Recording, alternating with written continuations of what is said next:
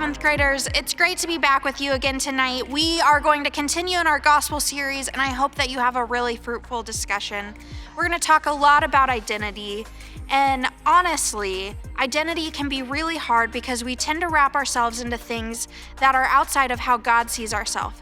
Maybe you see yourself as the star basketball player, football player, volleyball player, softball player, or whatever sport you play. Or maybe you see yourself as the star actor or actress and you star in every single play at your school. Maybe you're the writer and everybody knows that you crank out essays and short stories and whatever that looks like for you.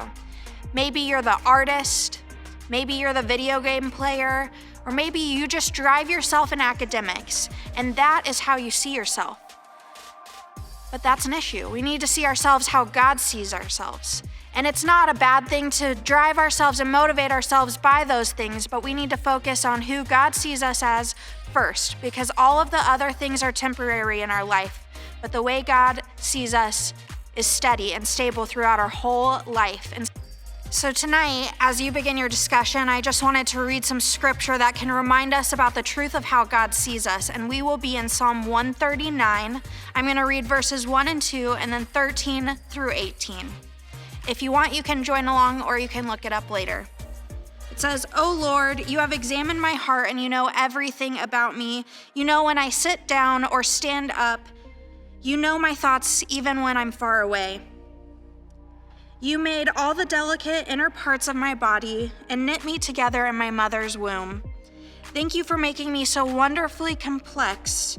Your workmanship is marvelous. How wonderful it is, how well I know it. You watched me as I was being formed in utter seclusion, as I was woven together in the darkness of the womb. You saw me before I was born. Every day of my life is recorded in your book. Every moment was laid out before a single day had passed. How precious are your thoughts about me, O God. They cannot be numbered, and I cannot begin to count them. They outnumber the grains of sand, and when I wake up, you are still with me."